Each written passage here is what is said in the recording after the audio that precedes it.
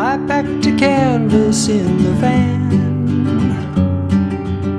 and I'll paint a landscape when I can, just to pacify this restless heart of mine. Just to pacify this restless heart of mine. Just to pacify this restless heart of mine.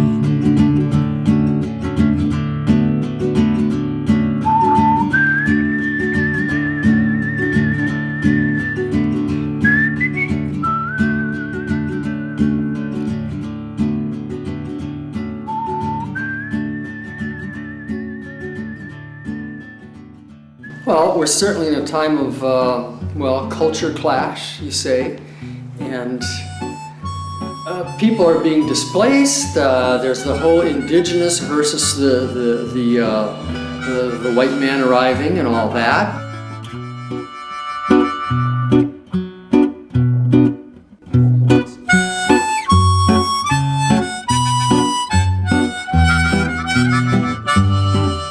We've all come here from someplace. We're all adventurers and we're all wanderers.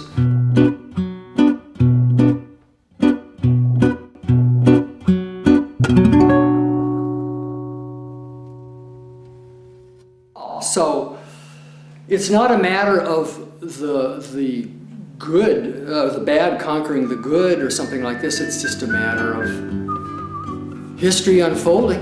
We're part of that historical march in time, I guess. The problem is that our guns are loaded, whereas they had, what did they fight with? Bows and arrows, knives, whatever destruction might have been done, whatever violence might have been done. After 20 years, the desert covers it and life goes on. We know what we have. We have stocks of nuclear arsenals, frightening. We have that potential to wipe it out. I think ultimately we may be just making an end run around material wealth. Because we know that's not what feeds us anyway. That's really not, it feeds our face, but it doesn't feed our heart. I think I'm, at this point in my art, really living out the archetype of the wanderer and the one who leaves home, the one who is traveling. He's wonderful.